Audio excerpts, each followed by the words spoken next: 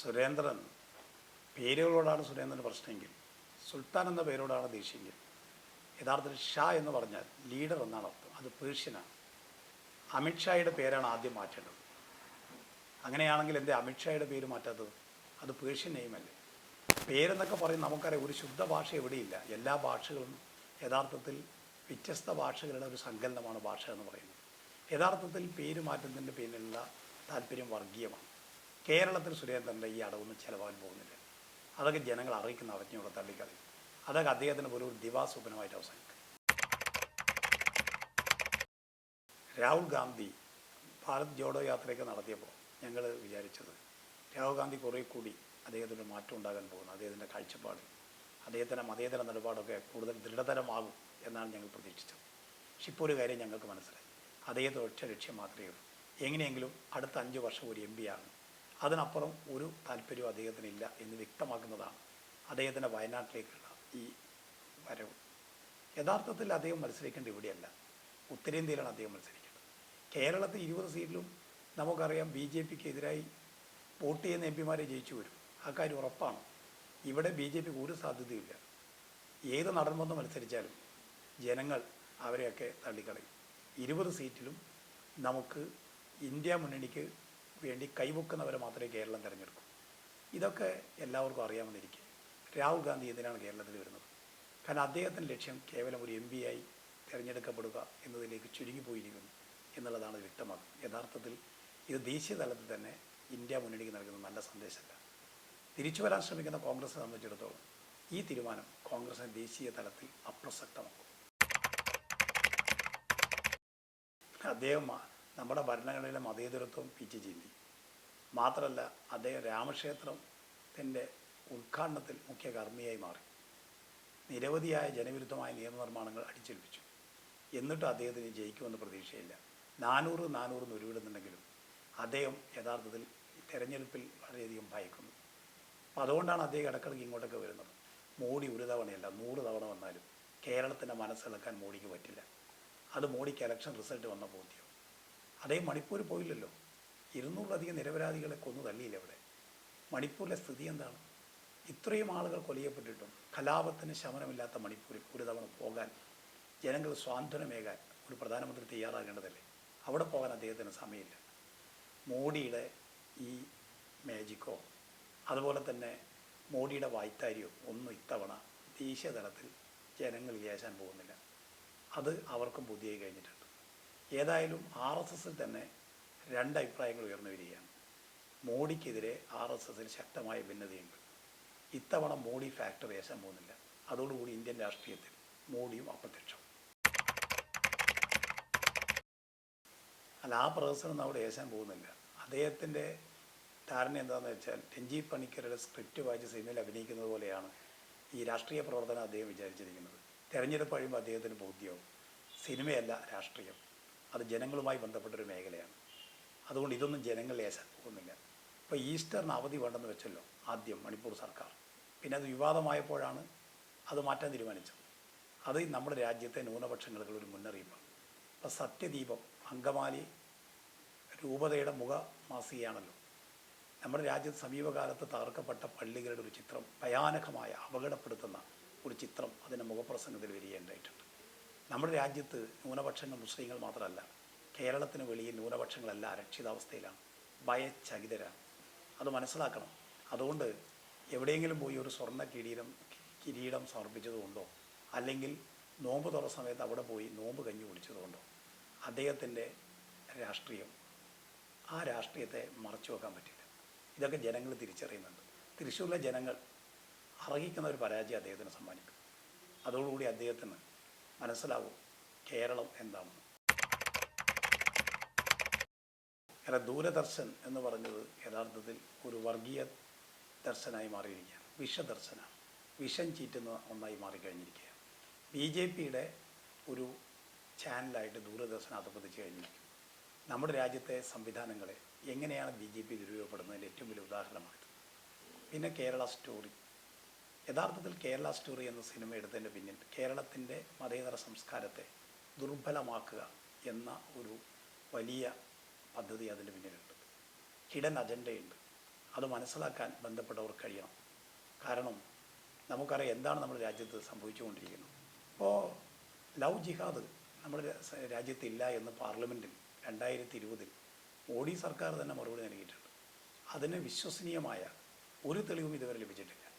അങ്ങനെയിരിക്കെ കള്ളക്കഥകൾ മെനഞ്ഞുണ്ടാക്കി വർഗീയ ധ്രുവീകരണം ലക്ഷ്യമിട്ട് വരുന്ന ഇത്തരം സിനിമകളെ പ്രോത്സാഹിപ്പിക്കേണ്ടതുണ്ടോ എന്ന് ബന്ധപ്പെട്ടവർ ആലോചിക്കേണ്ടതാണ്.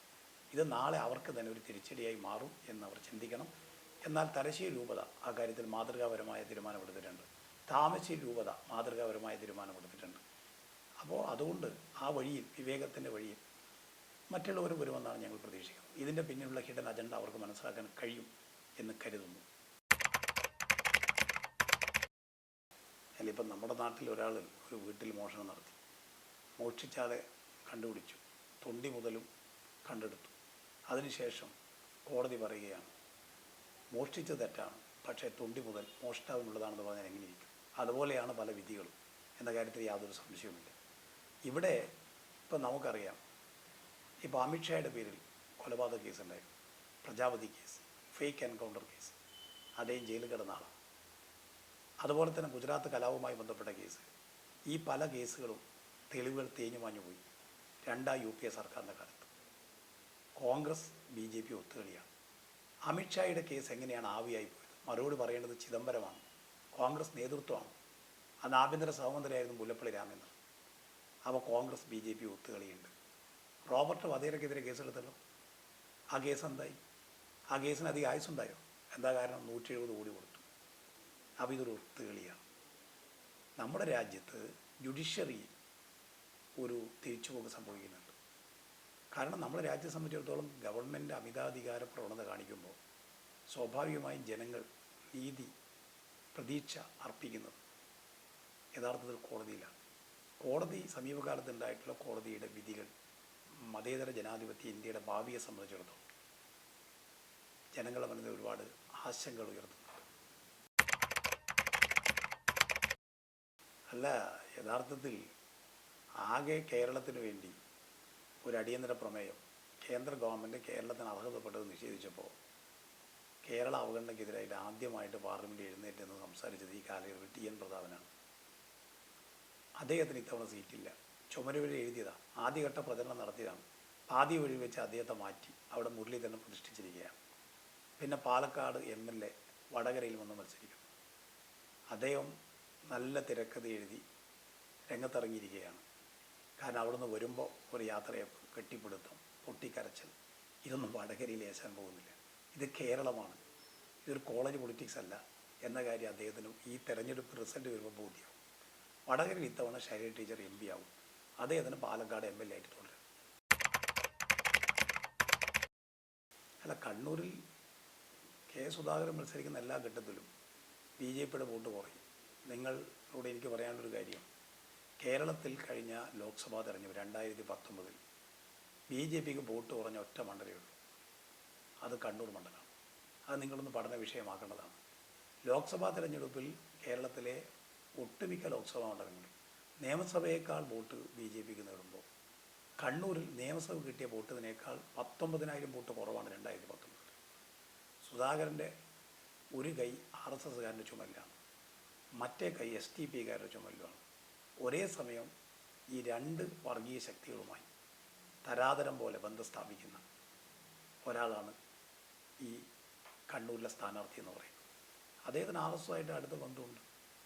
അതുകൊണ്ടാണല്ലോ അദ്ദേഹം പറഞ്ഞത് RSS കാവൽ ശാഖയ്ക്ക് കാവൽ ഒരുക്കി കൊടുത്ത ആളാണ് ഞാൻ. ഒരു കോൺഗ്രസിൻ്റെ പ്രസിഡന്റ് RSS ശാഖയ്ക്ക് കാവൽ ഒരുക്കി കൊടുത്തതിൽ മേനി പറയൂ? അങ്ങനെ ഒരു കോൺഗ്രസ്സുകാരൻ നമുക്ക് പ്രതീക്ഷിക്കാൻ പറ്റുമോ? അതാണോ കോൺഗ്രസ്? അങ്ങനെ ഒരാൾ കേരളത്തിൽ കോൺഗ്രസിൻ്റെ പ്രസിഡൻ്റായി തുടരുന്നെന്ന് പറഞ്ഞാൽ ഇതൊന്നും മനസ്സിലാകാത്ത ആളാണോ ശ്രീമതി സോണിയാഗാന്ധി, അഖിലേന്ത്യാ നേതൃത്വം? അപ്പോൾ അപകടമുണ്ട്. ഈ അപകടം നമുക്കറിയാം. കേരളത്തിൽ അത്തരത്തിൽ അവർ തമ്മിൽ അന്തർധാരകളുണ്ട്, അത് ഉറപ്പല്ലേ? കാരണം കേരളത്തോടുള്ള കേന്ദ്ര അവഗണനയ്ക്കെതിരെ ഞങ്ങൾ സമരം ചെയ്യുമ്പോൾ പ്രതിപക്ഷ നേതാവ് VD സതീശൻ പറയാം ഇത് മിസ്മാനേജ്മെൻറ്റ് ഉണ്ടായതാണ്, അല്ലാണ്ട് കേന്ദ്രത്തിൻ്റെ പ്രശ്നമല്ല. അപ്പോൾ കർണാടക കോടതി പോയല്ലോ, കർണാടക കോൺഗ്രസ് ഗവൺമെൻറ് അല്ലേ? അപ്പോൾ VD സതീശൻ എന്താ മറുപടി ആ കാര്യത്തിലുള്ളത്? കർണാടക ഡൽഹിയിൽ പോയി സമരം ചെയ്തല്ലോ. അപ്പോൾ പ്രതിപക്ഷം ഭരിക്കുന്ന സംസ്ഥാനങ്ങളെ സാമ്പത്തികമായി ഞെരുക്കാനാണ് കേന്ദ്രം ശ്രമിക്കുന്നത്. അത്തരമൊരു ഘട്ടത്തിൽ നമ്മൾ തമ്മിലുള്ള അഭിപ്രായ വ്യത്യാസങ്ങൾ മാറ്റിവെച്ച് കേരളത്തോടൊപ്പമല്ലേ നിൽക്കേണ്ടത് UDF. ഈ MP മാരിൽ ആരെങ്കിലും ഒരാൾ, ആകെ TN പ്രതാപൻ ഒഴികെ ആരെങ്കിലും കേരളത്തിന് വേണ്ടി സഭയിൽ ശബ്ദം ഉയർത്തിയിട്ടുണ്ട്? അങ്ങനെയുള്ള ഒരു MP യുടെ പേര് പറയാൻ പറ്റും? ഇവർക്ക് ആർക്കെങ്കിലും പറയാൻ പറ്റും? കേരളത്തിൽ 5 വർഷത്തെ MP മാരിൽ കേരളത്തിന് വേണ്ടി ശബ്ദം ഉയർത്തിയത് ആരാണ്? അങ്ങനെ കേരളത്തിന് വേണ്ടി ശബ്ദം ഉയർത്താൻ തയ്യാറായ ഒരു UDF MP ഇല്ല. യഥാർത്ഥത്തിൽ BJP-യും അതുപോലെ തന്നെ UDF രണ്ടുപേരും ഇടതുപക്ഷത്തെയാണ് ലക്ഷ്യമിടുന്നത്. ഇപ്പോൾ ഡൽഹിയിൽ രാഹുൽ ഗാന്ധിക്കെതിരെ ED പോകുമ്പോൾ അവിടെ പ്രതിഷേധം. കേരളത്തിലാണെങ്കിൽ ഷാഫി പറമ്പിൽ പറയും കേന്ദ്ര ഏജൻസി വേണം, സതീശൻ പറയും കേന്ദ്ര ഏജൻസി വേണം, രമേശ് ചെന്നിത്തല പറഞ്ഞു CBI വേണം. ദേശീയ തലത്തിൽ കോൺഗ്രസ് വിലപിക്കുകയാണ്, അന്വേഷണ ഏജൻസികളെ ദുരുപയോഗിക്കുന്നേ എന്ന് വിളിച്ചു പോകുന്ന കോൺഗ്രസ് കേരളത്തിൽ കൈയും കൊണ്ട് മാടി വിളിക്കുകയാണ്. NI വരൂ, അല്ല ED വരൂ, അതുപോലെ CBI വരൂ, ആദായ നികുതിക്കാർ വരൂ എന്ന് പറഞ്ഞുകൊണ്ടിരിക്കുകയാണ്. എന്തൊരു പാപ്പരത്വം! ഇവർക്കൊരു നിലപാടുണ്ടോ? കോൺഗ്രസ് ഒരു പാൻ ഇന്ത്യൻ പാർട്ടിയല്ലേ? ഒരു കേരള പാർട്ടിയാണോ? ഇവർക്ക് ഏതെങ്കിലും ഒരു കാര്യത്തിൽ സുചിന്തിതമായൊരു നിലപാടുണ്ടോ? സുവ്യക്തമായൊരു നിലപാടുണ്ടോ? കേരളത്തിലെ കോൺഗ്രസ്സിന് ദേശീയ തലത്തിൽ എന്ത് സംഭവിച്ചാലും ഒരു പ്രശ്നമല്ല. അവരെ സംബന്ധിച്ചുള്ള ഇവിടുത്തെ കാര്യങ്ങൾ നടക്കണം. അതിനപ്പുറം അവർക്കൊരു കാഴ്ചയുമില്ല, കാഴ്ചപ്പാടുമില്ല. ഇതാണ് കേരളത്തിലെ കോൺഗ്രസിൻ്റെ പരിമിതി എന്ന് പറയും. ഇതൊക്കെ ജനങ്ങൾ മനസ്സിലാക്കി. അതുകൊണ്ടാണ് ഇടതുപക്ഷം തുടർ ഭരണം സമ്മാനിച്ചിരിക്കുന്നത്. അല്ല, യഥാർത്ഥത്തിൽ VD സതീശൻ ഒരു സാമ്പത്തിക വിദഗ്ധനാണ് എന്നൊക്കെ നടിക്കുകയാണ്. ഫലത്തിൽ സതീശൻ മലർന്നു കിടന്ന് തുപ്പാണ്. കാരണം അദ്ദേഹം ജനങ്ങളുടെ മുന്നിൽ കൂടുതൽ അപഹാസ്യനായിക്കൊണ്ടിരിക്കുകയാണ്. കേരളത്തിൽ ഏത് കൊച്ചു കുട്ടിക്കും അറിയാം. ഇപ്പോൾ കേരളം മാത്രമല്ലോ കേന്ദ്രത്തിനെതിരായിട്ട് നിലപാടെടുത്തത്. കേരളം നിലപാടെടുത്തു. കർണാടക ഇപ്പോൾ കോടതിയിൽ പോയി. തമിഴ്നാട് കോടതിയിൽ പോകാൻ പോകുന്നു. ഡൽഹി കേന്ദ്രവുമായിട്ട് സമരത്തിലാണ്. പഞ്ചാബിലെ ഗവൺമെൻറ് കേന്ദ്രവുമായി സമരത്തിലാണ്. അപ്പോൾ കേന്ദ്ര ഗവൺമെൻറ് ഫെഡറലിസം ഇല്ലാതാക്കാൻ നോക്കിക്കൊണ്ടിരിക്കുകയാണ്. നമ്മുടെ ഭരണഘടനയിൽ പറഞ്ഞ് കോപ്പറേറ്റീവ് ഫെഡറലിസം അല്ല, ഇന്ന് കൊയസീവ് ഫെഡറലിസമാണ്. ഫെഡറലിസത്തിനെതിരായ നിലപാട് കേന്ദ്രം സ്വീകരിക്കുമ്പോൾ ഇവിടെ ഇടതുപക്ഷ സർക്കാരിനെ ഇടതുപക്ഷ സർക്കാരിന് ഒരു പ്രഹരം ഇരിക്കട്ടെ എന്ന അങ്ങേയറ്റത്തെ സ്വാർത്ഥ സങ്കുചിത മനോഭാവമാണ് VD സതീശൻ നയിക്കുന്നത്. അദ്ദേഹം കോൺഗ്രസ് നേതാവല്ലേ? കോൺഗ്രസ് ദേശീയ പാർട്ടിയല്ലേ? നമ്മുടെ രാജ്യത്ത് ഫെഡറലിസത്തിനെതിരായ ഒരു നീക്കം ഉണ്ടാകുമ്പോൾ ആ നീക്കത്തെ അദ്ദേഹം തള്ളിപ്പറയണ്ടേ? അതിനെതിരെ രംഗത്ത് വരണ്ടേ? അതിന് പകരം ഇവിടെ ഈ സർക്കാരിനെങ്കിലും BJP ഉപയോഗിച്ചാലും ശരി ഇടതുപക്ഷത്തിൻ്റെ കഥ കഴിക്കുക. ഇങ്ങനെ അജണ്ടയായി നടക്കുന്ന ഒരാൾ, അതാണ് കേരളത്തിലെ പ്രതിപക്ഷ നേതാവും കേരളത്തിലെ കോൺഗ്രസ് നേതൃത്വം. അവരെ സംബന്ധിച്ചിടത്തോളം ഇത്തരത്തിലുള്ള എല്ലാ നിലപാടുകളും അവർക്ക് തിരിച്ചടിയായിക്കൊണ്ടിരിക്കുക. അവരുടെ വാക്ക്, അവരുടെ പ്രസ്താവനകൾ, അവരുടെ നിലപാടുകൾ ജനങ്ങൾക്കിടയിൽ ഒട്ടും ഏശാൻ പോകുന്നില്ല. അന്ന് വിശ്വാസം നഷ്ടമായി കഴിഞ്ഞിരിക്കുകയാണ്. BJP നമുക്ക് എന്നും പ്രതീക്ഷിക്കാം. അവരുടെ ലക്ഷ്യം എന്ന് പറയുന്നത് അവർ ഉദ്ദേശിക്കുന്ന തരത്തിൽ ഇന്ത്യയെ ഒരു മതരാഷ്ട്രമാക്കി മാറ്റുക എന്നുള്ളതാണ്.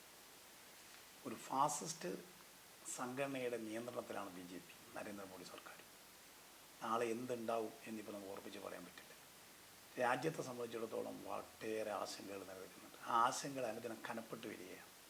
തീർച്ചയായും രാജ്യത്തിലെ ജനങ്ങൾ മതനിരപേക്ഷതയ്ക്കും ജനാധിപത്യത്തിനും ഭരണഘടനാ സംരക്ഷണത്തിനും വേണ്ടി ഒറ്റക്കെട്ടായി രംഗത്തിറങ്ങേണ്ട ഒരു സന്ദർഭമാണിത്. BJP-യെ സംബന്ധിച്ചിടത്തോളം നമുക്കൊന്നും പ്രതീക്ഷിക്കാൻ കഴിയില്ല.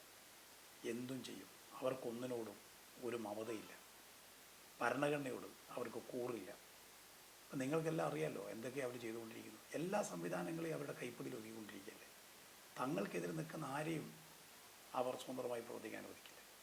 ഇതാണ് ഇന്നത്തെ രാജ്യത്തിൻ്റെ സിറ്റുവേഷൻ. വളരെ അലാമിംഗ് ആയ ഒരു സിറ്റുവേഷനാണ്. തീർച്ചയായിട്ടും രാജ്യത്ത് മതനിരപേക്ഷ ജനാധിപത്യവാദികളാകെ ഒറ്റക്കെട്ടായി നമ്മുടെ രാജ്യത്തെ തകർക്കാൻ ശ്രമിക്കുന്ന ഈ കിരാത ശക്തികൾക്കെതിരായി ഈ RSS-നും അതോടൊപ്പം തന്നെ BJP-ക്കും എതിരായി രംഗത്തിറങ്ങേണ്ടതായിട്ടുണ്ട്.